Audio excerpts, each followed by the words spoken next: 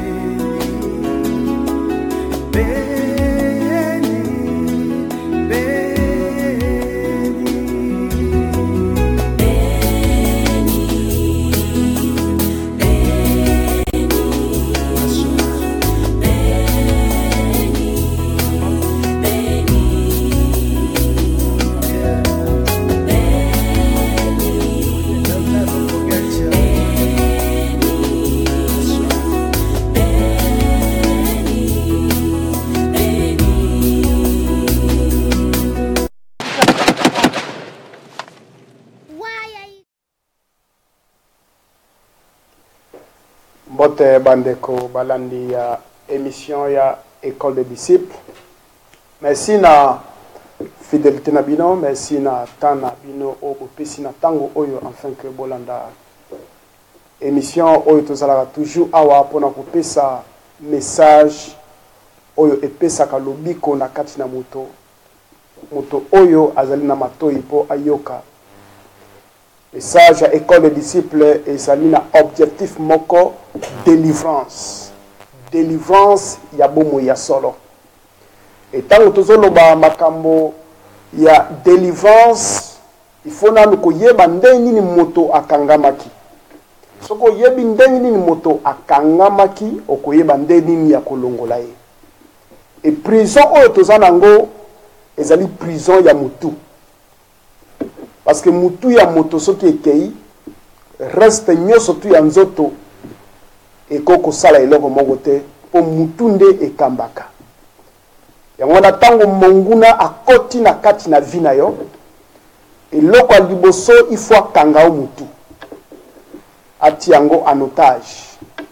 Comme ça akoyeba ko plier tout le reste na kimia nyoso parce que eloko o esala ke moto alonga moto a raisonné eza mutu na ye. Donc objectif ya école des disciples ezali ko pesa ba message oyo et ko rendre mutu na o libre. Kaka na nzela oyo monguna utilisaki po akanga yo eza toujours même nzela oyo école des disciples ezali po efongola yo ba chaîne nyoso tu oyo ba blokaki. Première lecture na biso ezala toujours na livre 1 Corinthiens chapitre 2 verset 9 à 10. Mais comme il est écrit, ce sont des choses que l'œil n'a point vues, que l'oreille n'a point entendues et qui ne sont point montées au cœur de l'homme. Les choses que Dieu a préparées pour ceux qui l'aiment, Dieu nous les a révélées par l'Esprit, car l'Esprit sonde tout, même les profondeurs de Dieu. De Konangai, je crois que Ngonga ekoki pour miso oyo zanango et servi yo pona komona. Ngonga ekoki po matoi oyo ozalina yango et servi yo ya koyoka. Et motema oyo zana kati na yo et servi yo ya ko comprendre. Mbule ya sika ekoki komema na bomo ya moto makambo ya sika.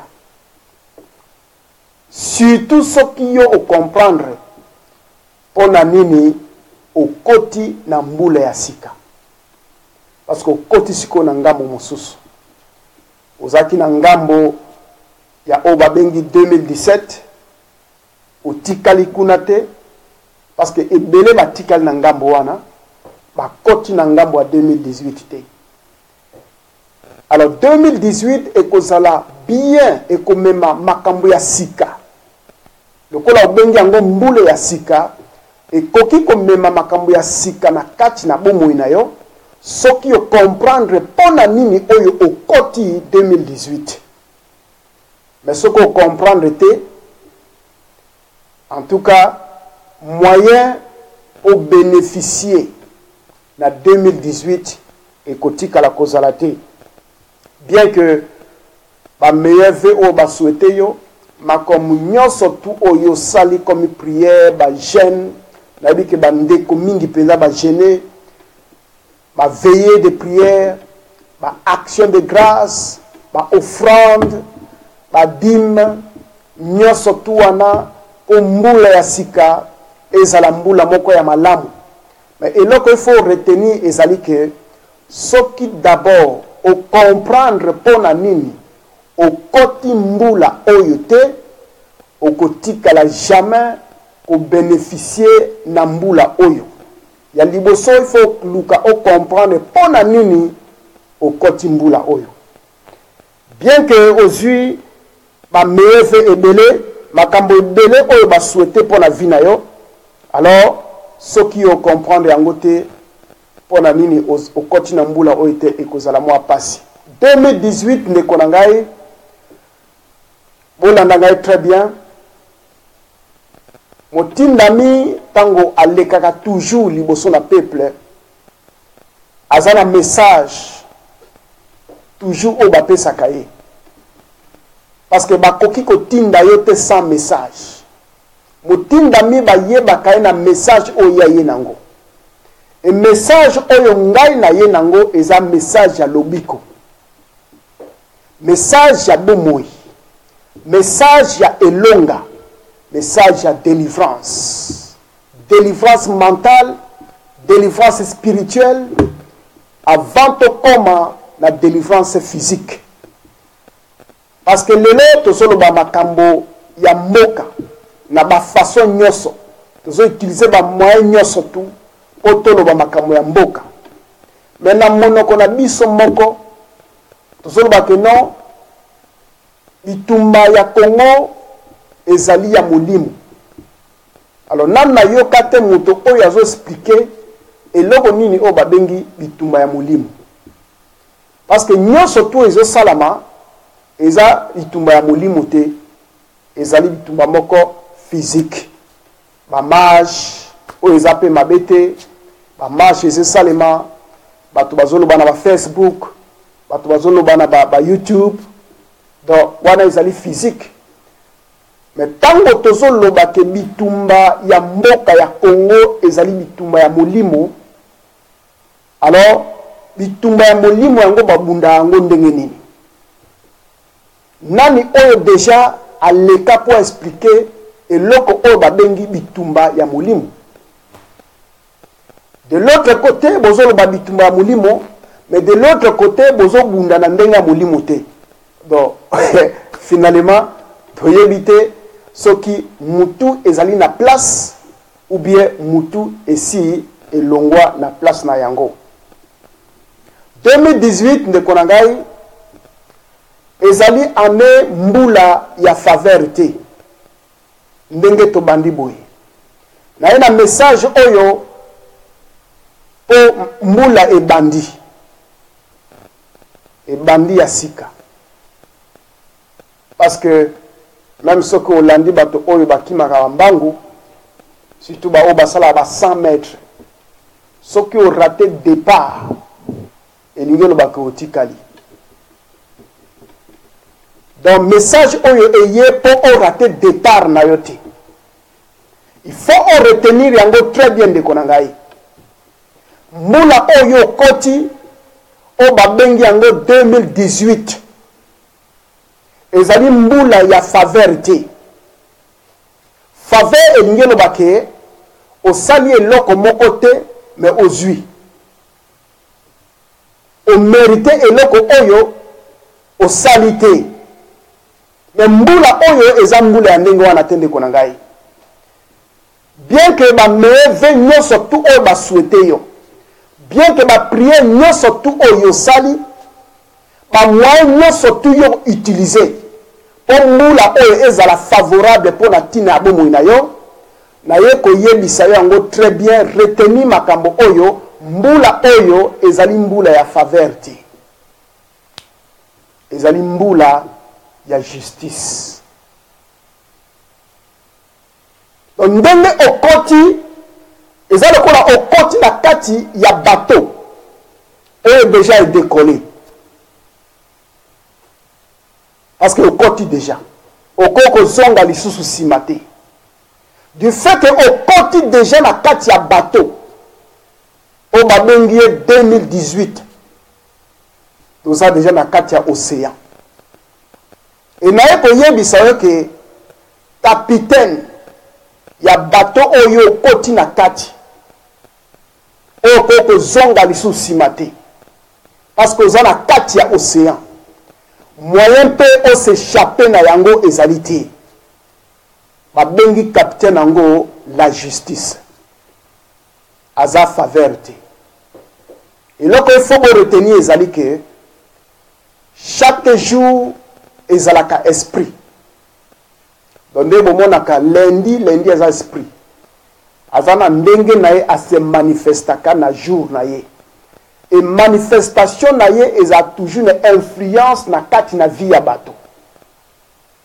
eza pe ndenge moko 2018 c'est un esprit et esprit ya justice oyo couvrir planète terre oyo kokamba vie ya bato mbula oyo mobimba justice nde ezokamba yango donc année ezali esprit et esprit wana eza na influence na kati na bomo ya mutu nyonso oyo eza na kati na mokili oyo donc ce qui veut dire que na mbula oyo eza makambo ya faveur te eza makambo ya justice et justice ezalaka na deux objectifs na kati na vie na biso bato objectif ya liboso ezalaka ko sanctionner objectif ya mibale ezali ko récompenser donc mbula oyo ndeko na ngai oyo zola na ngai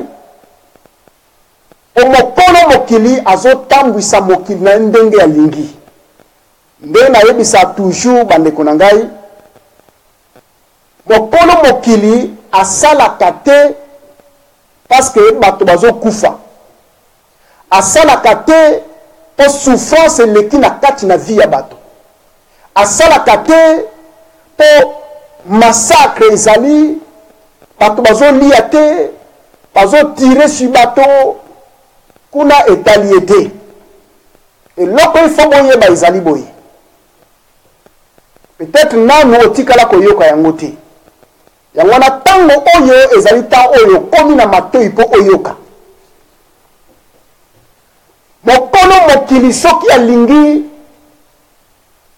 achange afaçonne mokili na ye ndenge ye moko alingi eloko ya liboso oyo aitilizaka ezalaka baperte de vie ezala bamassacre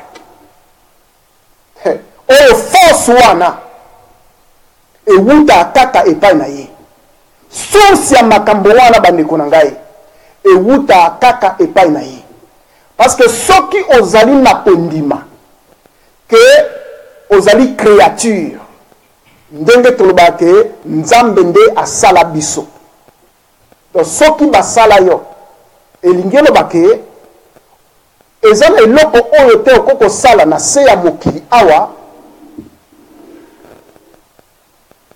différemment na ndenge basala yo tadi basala yo vie na yo mobimba parcours ya vie na yo ozali sous contrôle ya oyo asala yo ozali sous influence ya oyo asala yo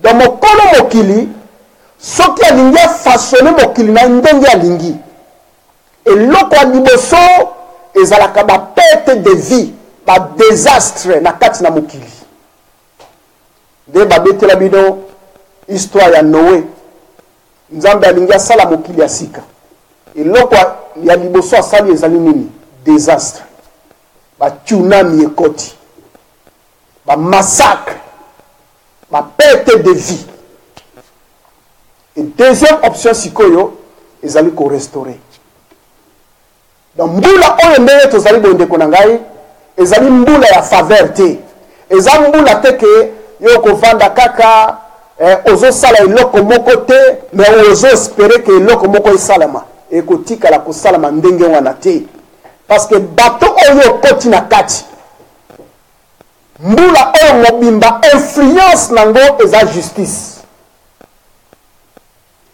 De justice eza na deux options. Ko sanctionner, ko mama, ko kote na prison, ba vie malade, ba vie divorce, ba problème ya ndenge na ndenge, e kozala na kati ya bato oyo bakotambola na kati ya justice ya mokeli na nyonso tuti. Bato oyo bakozala na kati ya principe ya Nzambe te. Bato wana bakozala sanctionné. Eloko oyo ekoko pekisa yango na bomoi na yo ezali te. Message oyo ezali message oyo obandi. Parce que ça na départ. Au côté déjà na kati ya masuwa. Na lingi te ke okoma na kati kati. Obana komitu na makamu nyoso tu oyo ezo wuta wapi. Et je t'assure que mbula oyo eza mbula ya sanction. Mokolo Congo a sanctionné via bato ebele. Ba oyo nyoso tu bakotambola na kati ya principe ya mokelite. Bato nyoso tu oyo bakotambola libanda ya ba principe ya mokeli na nyoso bakozala sanctionné d'une manière ou d'une autre. Oko se retrouver na kati ya sanction. Et bato oyo bako comprendre le message oyo.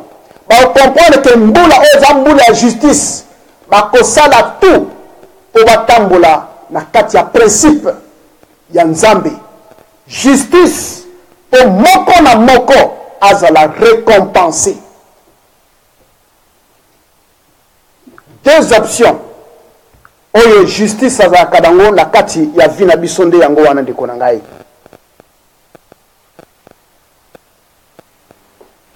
Donc, pendant parcours ya voyage oyo, ezala makambo ebele oyo koleka na kati na vie ya bato. Bato oyo bakokota na véritable bataille. Parce que bitumba ya solo nde ebandi. Bitumba contre ngai te. Bitumba na ngai pe contre yo te. Contre ndeko na yo te. Contre voisin te. Ma bitumba oyo yo ozali na yango pona ko attirer justice ya Nzambe na kati na bomoi na yo. Ezali pona ko détruire ba hôtel nyoso. Ba hôtel nyoso tout oyo e rendre yo captif. Hôtel nyoso tout oyo e commission motopamba. Hôtel nyoso tout e commission moto pauvre. Hôtel nyoso tout e commission moto ya masumu. Hôtel oyo commission déchet sans force sans pouvoir. Bitumba na yo po attirer justice ya Nzambe na kati na bomoi na yo. Ezali po na ko renverser ba hôtel nyoso tout wana.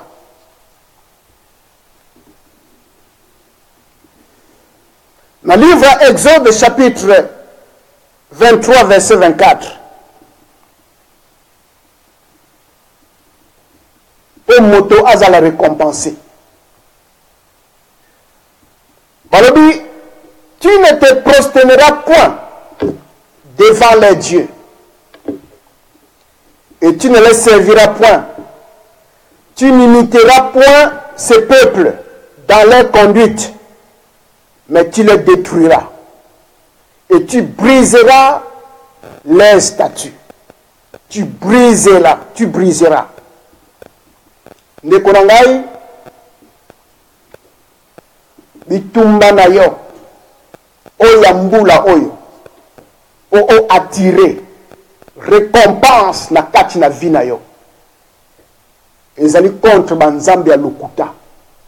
Ba hôtel oyo tongami na kati na vie na yo. Libanda na yo te. Bosa na libanda. Parce que justice elingi eloba nini.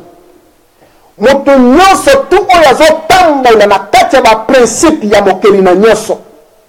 Même soki na 4 coins nyonso tu ya mokili. Basali ba réunion pona ko détruire oyo ezali bomoi na yo. Même soki yo yebite. même ce qu'on yebi côté aux se préparer.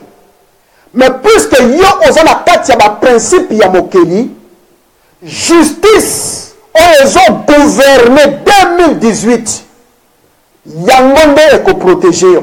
Yango nde eko frapper bato wana. O bako sala ba projet wana. Même ceux qui ozali awa na kati na mboka oyo.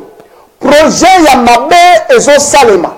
Ba cérémonie ezo salema na kombo na yo pona ko détruire vie na yo. Pona ko détruire libota na yo. Pona ko détruire santé na yo. Pona ko détruire vie ya bana na yo. Kote nyonso tout oyo eko salema. Même ceux qui est salami na se ya ebale. Justice ya nzambe ekokota kuna pour renverser yango et rendre yango inopérationnel. Même ceux qui bakoti na kati na zamba pour basala ba cérémonie, ba incantation. Justice ya nzambe ekolocaliser bango pour frapper bango. Yango ne ekocouvrir yo. Tango yo okozala na kati ba principe ya nzambe. Mais pour justice ensemble est localisé vina yo. Et ça na bitumba il faut yo sala. Na utiliser mot ya bitumba pourquoi? Parce que ezali bitumba ya solo. Monguna atie na kati na yo ba hôtel. Ba hôtel est rendre yo faible. Ba hôtel est bomio spirituellement. Parce que moto o ya kufi. Bande ko ngai. Ezaka na eloko moko oyo ekotika la epa a peuple wana. Ezaka ko se plaindre. Moto akosunga biso azate. Communauté internationale bazo sala eloko moko te. Tozana munduki te. Tozana boye te. Ko se plaindre na ko se plaindre. C'est tout ce qui reste à un peuple. Et spirituellement, et si bakoufi. C'est tout ce qui reste. Comme toi a koufi, force les ali sous-souté. Et le qu'on appelle ba yelio système, ba continuer ba hôtel na kati na vie na yo. Pour ozala mwana na nzambe, il faut yo okufa. Okufa yango ne bien de okufi sikoyo. Donc, musala otozo sala, eza musala réanimation. Pour ezongi sayo na vie na yo ya solo. Pour ezongi sayo na force na yo ya solo. Pour ezongi sayo na capacité na yo ya solo. Oza motopamba te ndeko na ngai. Mokili ezoko sayo. Ozali motopamba te. Ozali déchet te. Ozali inutile te. Ozali na valeur. Liboso ya mapata, liboso ya mokili o eso medabiso mokolo nyonso. Oza mutu pamba te. Mokili nde ekosi yo. Lokuta nde ekoti na kati na yo. Po elakisa ke yo ozali mutu pamba. Po elakisa ke yo oza mutu faible. Po elakisa ke yo oza na posa ya lisungi euta lianda po récupérer héritage na yo. Lokuta nde ekoti na kati na yo. Message ezali pour yo comprendre que yo za mutu pamba te ndeko na ngai. Ozali pe faible te, oza pe ignorant te, ozali pe zoba te. Mais ba hôtel oyo etongama na kati na vie na yo. Yango nde ekomisa yo un aveugle, un cadavre ambulant. Fonzambe azali nini? Quand on dit hôtel, ezali ba fonzambe oyo otie kondima na yo, otie confiance na yo. Fonzambe azali nini ndeko na ngai? Landa très bien. Fonzambe azali nzambe oyo baye kopesa yo. Soki baye kopesa yo nzambe akopesa. Alobi voilà ndenge yo zali boye, yo zana na nzambe te. Alors topesi yo nzambe oyo yende abanda kokamba yo, yende azali mobikisi na yo, yende azali molongi na yo, yende azali papa na yo, yende azali yaya na yo, yende obanda ko adore, obanda ko louer, obanda ko sala makambo nyonso, obanda ko fukamela bapesi yo ye ya kopesa. Mais or ndenge toza boye na mokili bakoko pesa moto nzambe te jamais de la vie ndeko na ngai nzambe oyo lelo yo ozobelela ke mosungi na yo bapesi yo ye ya kopesa bakoko pesa yo nzambe ya kopesa te ça n'existe pas et ça lokuta bien formé bien arrangé et quand yo mutu est bloqué yo okomi na nzambe oyo oadoraka oyo ekomi centre ya vie na yo personnage moko bapesi ye kombo seigneur et sauveur seigneur ningo loba propriété c'est-à-dire yo okomi propriété na ye bapesi yo ye ya kopesa yo il faut yamba ye il faut ondima ye ondima ye ningo loba ke c'est-à-dire akomi centre ya vie na yo au fait système oyo basali ezali nini ntango alobi ke le fils unique de Dieu quiconque croit c'est-à-dire batie personnage moko boyo bafabrike batie liboso na yo ke azali mobikisi na yo alors il faut kokroire elingi oloba kosengage corps âme et esprit c'est-à-dire bacrée na kati na oyo babengaka la pensée dominante tango déjà kolala na yo olalaka na kombo na ye kolamuka olamuka na kombo na ye olambi olambaka na kombo na ye oliaka na kombo na ye obimaka na kombo na ye ozongaka na kombo na ye c'est-à-dire système wana ça crée dans l'homme ce qu'on appelle une pensée dominante et pensée nyonso te dominaka moto ekomaka nzambe ya moto parce que makanisi wana nde ebanda kokamba yo c'est ce qui s'est passé dans ta vie bapesi yo nzambe bacrée système et lelo pensée wana edomine yo c'est-à-dire ozomona lisusu nde nini okoko vivre sans ye te alors que c'est un mensonge lokuta bakoki kopesa yo nzambe te ndeko na ngai dernièrement natuni bandeko nalobi est-ce que yo oza sûr ke ozali ekelamu na nzambe natuni question wana est-ce que ozali sûr tozaki na bandeko na kati ya école des disciples babi oui nga nazali ekelamu na nzambe natuni lisusu est-ce que ozali sûr même ndenge ozolanda ngai awa yo oza sûr ke ozali ekelamu na nzambe ozali sûr ke nzambe nde akela yo soki ezali sûr akela yo comment on a posé question wana babi non donc nzambe azwaki mabele après mabele wana asoufflé na kati ya mabele et mabele akomi moto c'est-à-dire ngai oyo nga nazali nabi yo oza sûr c'est-à-dire eloko yo ozoexplike wana elingi eloba boye Dieu est esprit aza énergie amonanaka physiquement te mais azalaka toujours présent 24 sur 24 atondi tout autour na biso elingi eloba ke alingi sikoyo akoma physique miso emona ye alors azwi matière oyo ezali physique palpable oko toucher yango aforme siko matière wana ezaka statut vie na kati na ezali te parce que tozaka na source ya vie moko cet esprit cette énergie oyo topesi ekombo ya nzambe maintenant cette énergie cet esprit akoti na kati ya matière siko matière balobi akomi une âme vivante akomi ngai akomi yo oyo ozolanda ngai donc déjà okomi oyo babengi ekelamu na nzambe en un seul mot Dieu a tout créé à partir de lui-même donc oza na nzela moko te oyo okokoloba ke ozalaka nzambe te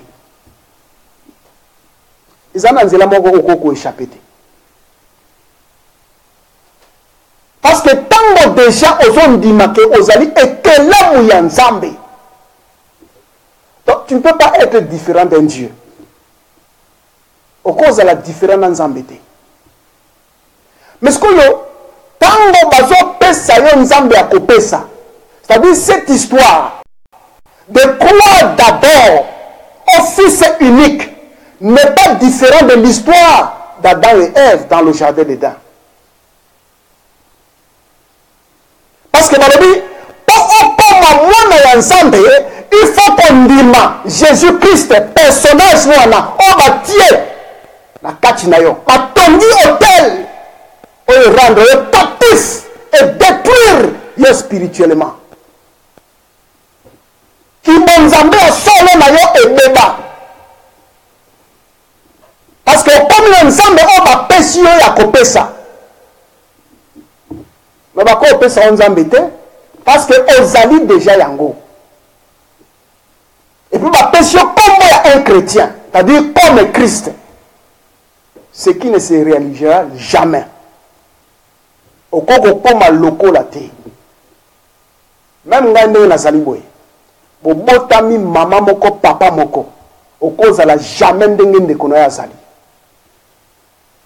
ndeko na yo akozala na ndenge na ye na likabo na ye na kati na ye yaya ou bien leki akozala pe na ndenge na ye na likabo na ye na kati na ye jamais okozala lokola ye ye pe akozala jamais lokola yo.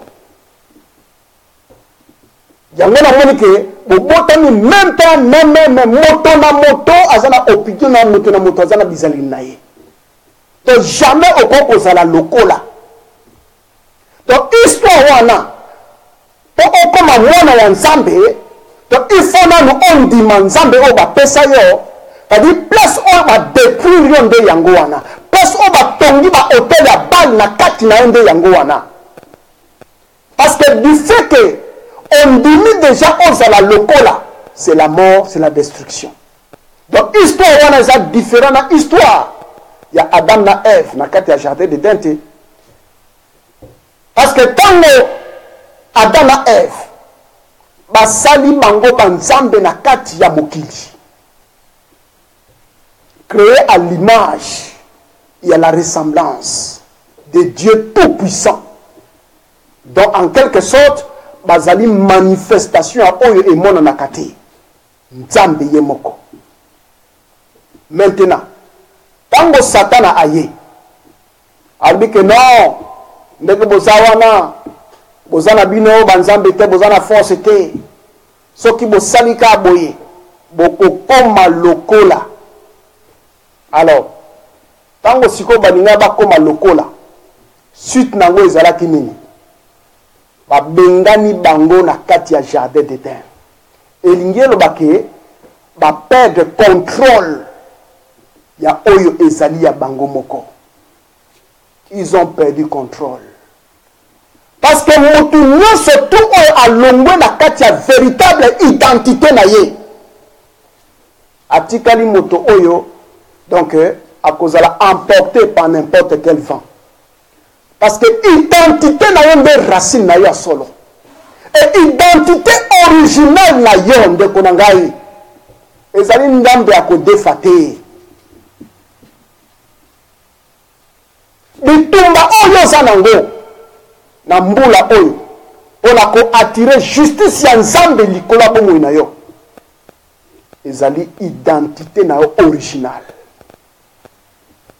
Parce que yo za copie. Et copie, tu as une valeur originale na copie. Copie à côté qu'elle a jamais aux la originale. Donc ceux qui ont lingi ont vivre justice ya nzambe na kati na bomo ina yo, zonda ndenge nzambe ya sala yo. O mona justice na ye. Zonda ndenge nzambe ya sala yo. Okoma na nzambe oyo baye kopesa yo kopesa te. Zonga oyo nzambe asala yo ndeko na ngai. Omona justice ya nzambe. Bitumba ezali ko détruire ba hôtel nyonso tout oyo rendre yo captif. Nzambe ba defisa yango bato te. Nzambe ba pesa yango bato te ndeko na ngai. Yoto balobi tu ne te prostreras point devant les dieux. Mais Lelo, la pensée dominante qui te domine, ce n'est pas toi. Ezali o ba pesa ki ya kopesa. Et pas ba maître na yo. Lelo kutu okomi nango on dirait ezaya yo. Donc eza eloko o ba pesa ki ya kopesa. Ni na lobaki dernièrement ceux qui maître na yo azalaka batwa hindu. Yo linaki pe ozala mutu hindu. So azala ba maître na bazala batwa Bouddha. Yo po lingaki ozala mutu Bouddha. Et le corps ba maître na bazala ki ba chrétien. Yango pende yo ozali chrétien. Donc vérité de yango wana. Donc même ce qu'on le dit, oh boy na boye, donc vérité de yango wana. Donc tu es chrétien par rapport ya ba maître na yo. Au justice ya nzambe. Ya solo e localiser vie na yo. Zonga oyo ezali yo. Ozo perdre eloko moko te. Ozo salape masumu contre mutu moko te. Parce que soki ozo ndimake ozali ekelamu ya nzambe. Elingi lobake nzambe ya sala yo po yo ozala kaka nzambe. Pas autre chose. Ozala posa nanu ondimate po okoma mwana ya nzambe. Ozala posa ondimate. Ndimake yo ozali déjà oyo il fallait azala. Nde ki jardin de na yo okozonga na kati oko récupérer okokoma na contrôle. Mais tango yo lingi ozala lokola. Yo déjà mwana mutu na mokili oyo lokola Yesu. Omona ye etikala jamais coexister. Parce que yo koza lokola ngai te.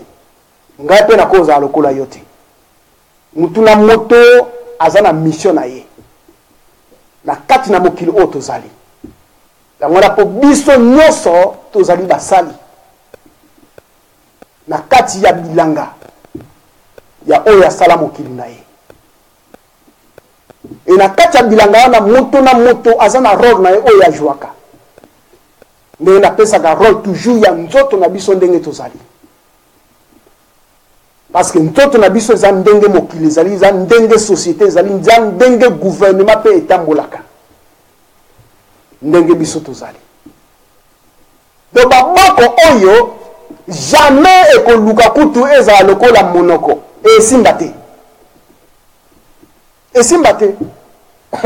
Matoi elinga ozala te lokola makolo. Ekosimbaka te ndeko na ngai. Tala buku ya nzambe ya solo. O babengi nature. Yo omona wapi. Basali lion. Lion même soki bakoko na ye bakufi. Jamais okomona lion alongwe lion akomi chimpanzé. Ekosimbaka te. Eza identité na ye te. Même soki a perdre bakoko na ye nyonso akotikala kaka lion vi na ye mobimba. Pour la tête, il y a lion de à réussir. Pour réussir, il faut qu'il y ait lion. Après, on a mais le lion obima, au poma copie. Zonga na oyo ezali yo moko ndeko na ngai. Po omona justice ya nzambe. Ndenge ko sala na kati na mokili. Ndenge ko kamisa mokili. Ezali bitumba. Ezali facilité na yebi. Parce que ndeko moko alobi siko Yesu tokoti ayo wapi. Zongi sela ya kote ya wutaki.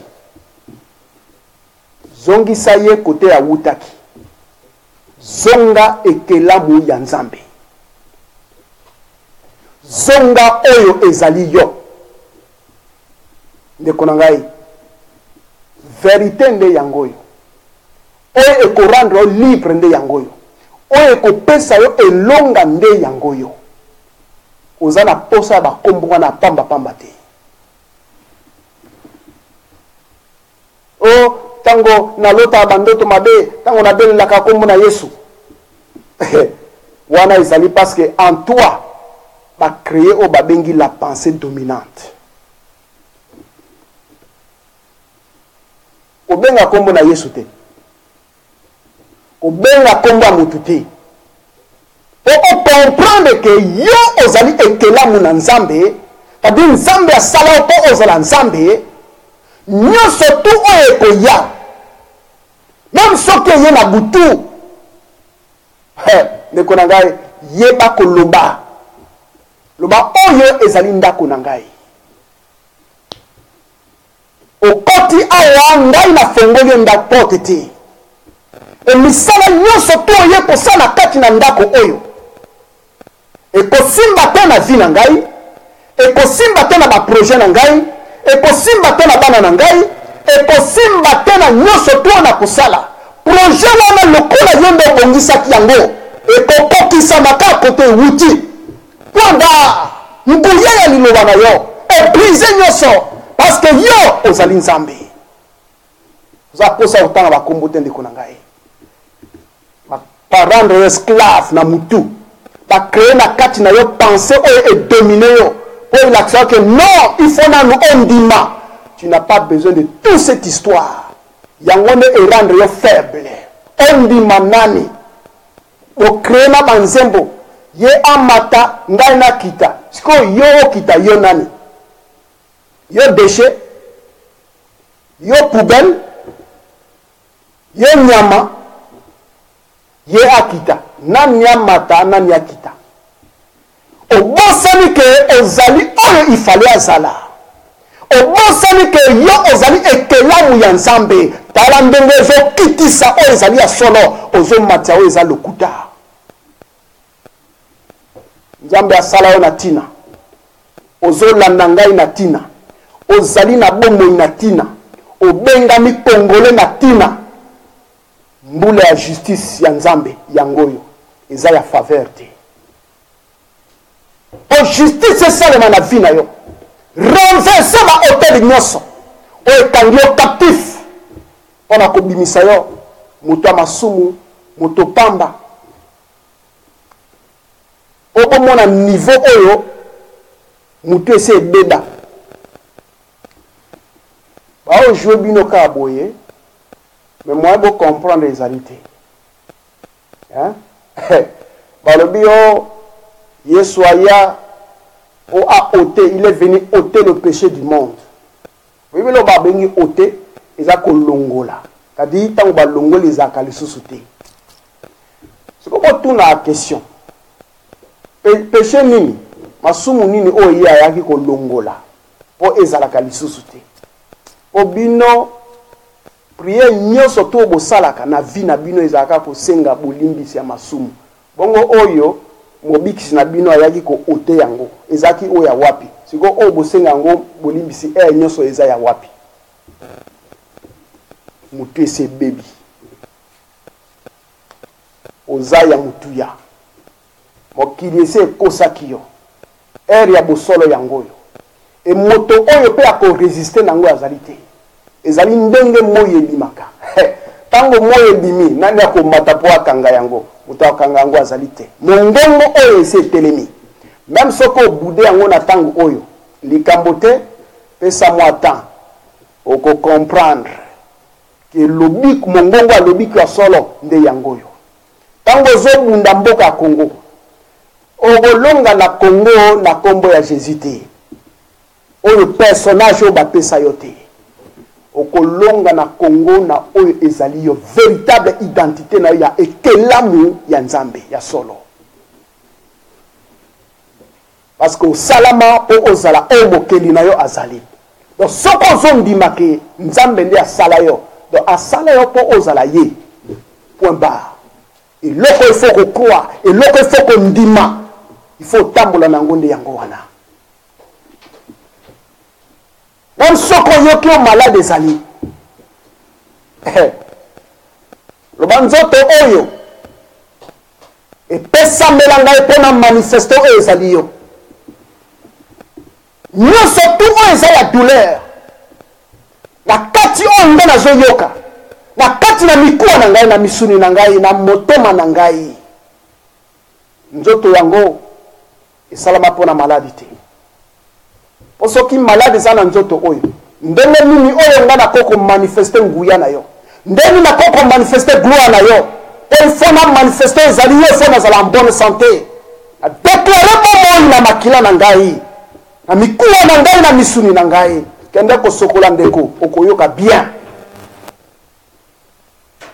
ozala posa obelela bakombo ya pamba te kombo oyo bacrée yango baimposa yango na kati na vie na yo ekoma nzambe na yo nzambe bapesa yo ya kopesa oza na posa ya nzambe bapesa yo te oza na posa ya nzambe ya solo oyo ezali yo moko. C'est ça la vérité. Et bah oyo pe bayebi bazolanda bayebi keza ndenge wana abi ke tango eza tango ya vérité etelemi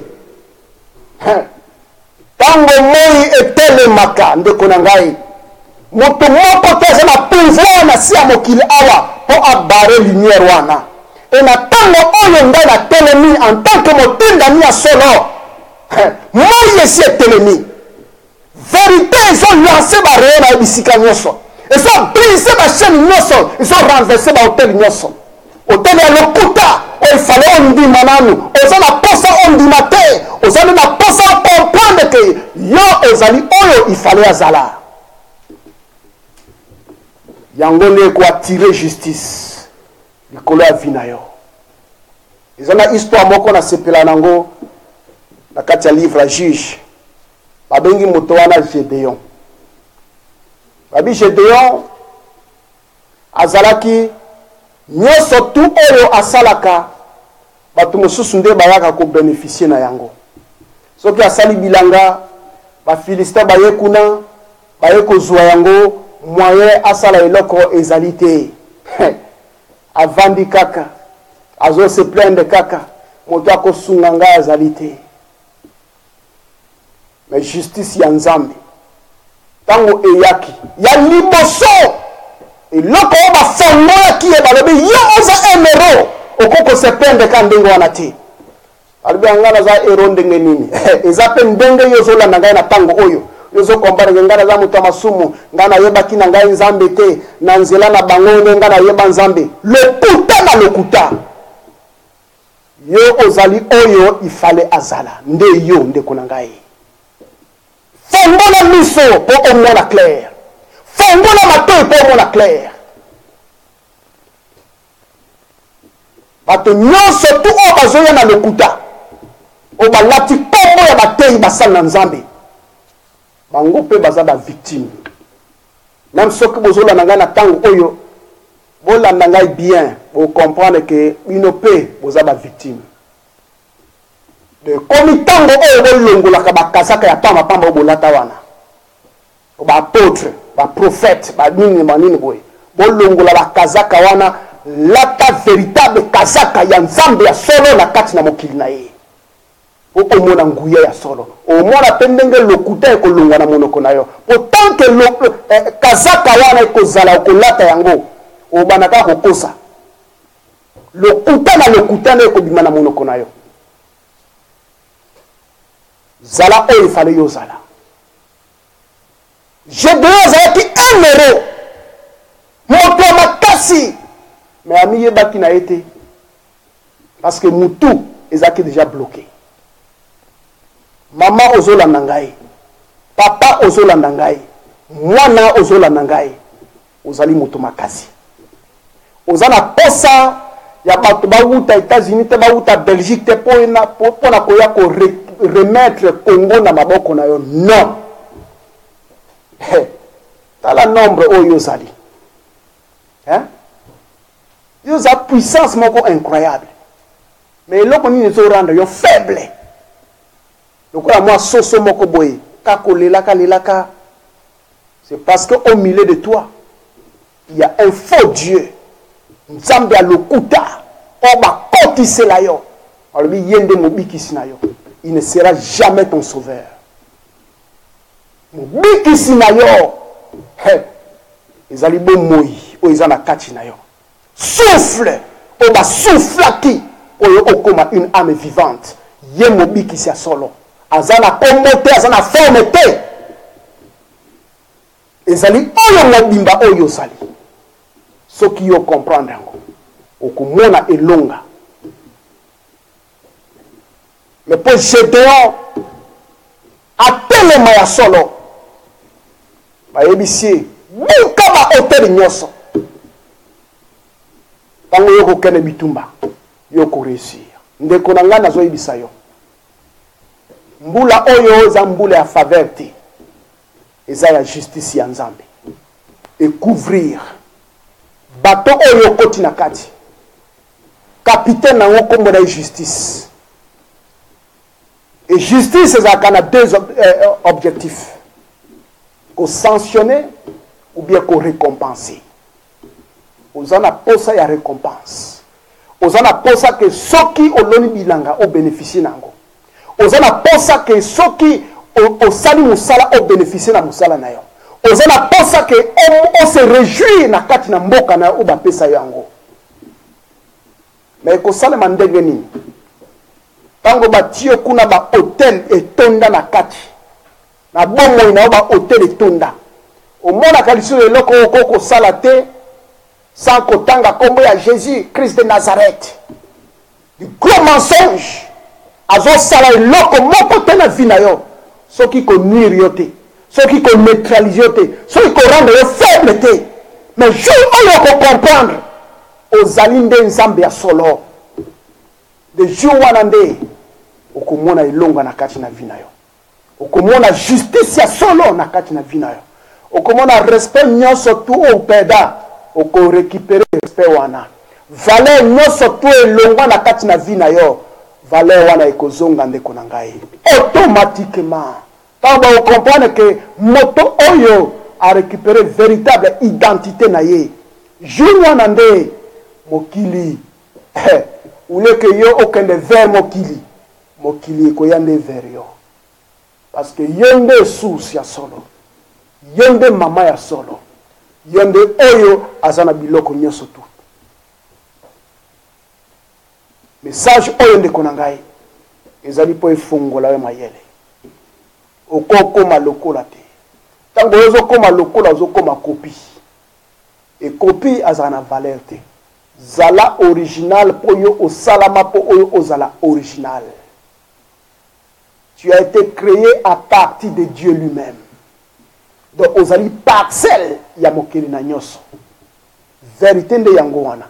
Koluka gauche te, koluka droite te. Yo ozali oyo ifale ozala.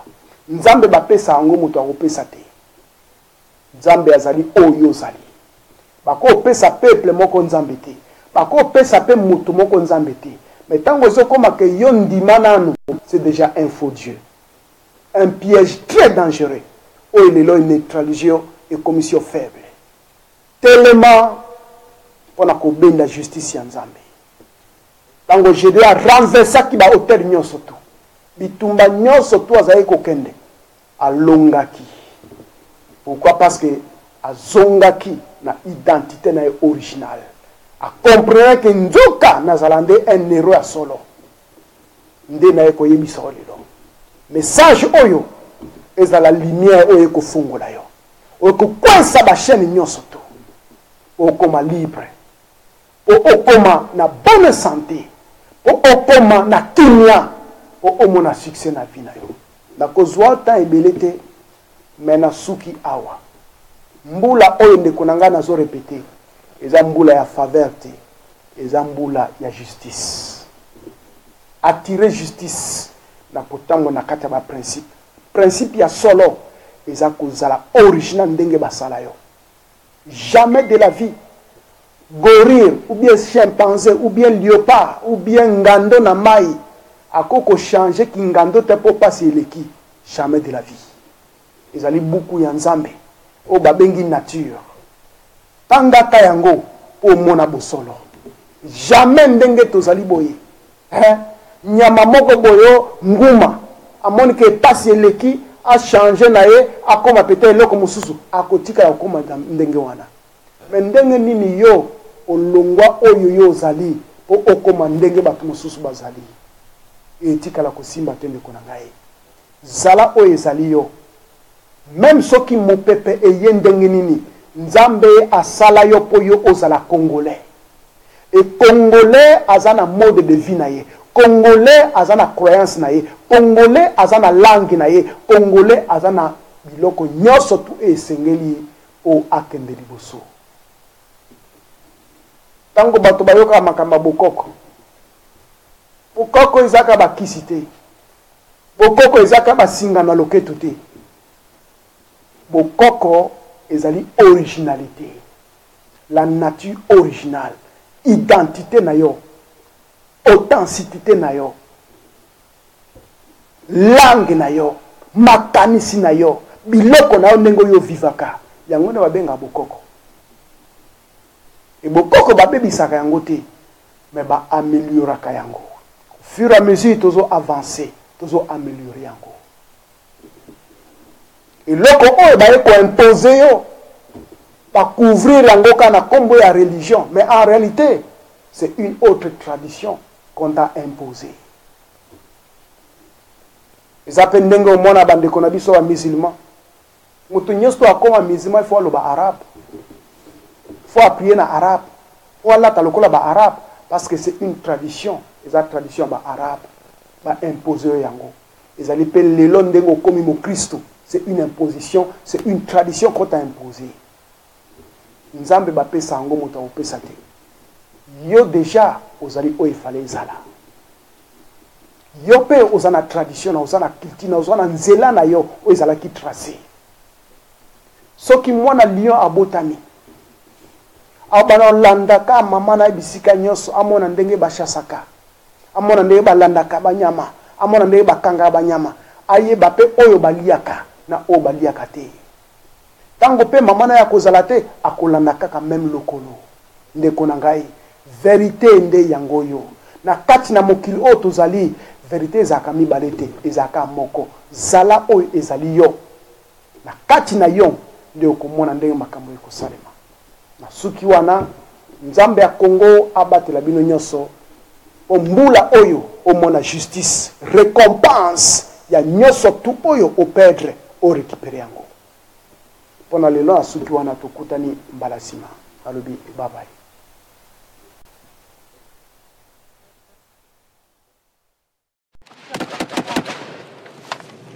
Why are you killing us? Why are you killing my people? Stop the genocide in Congo now!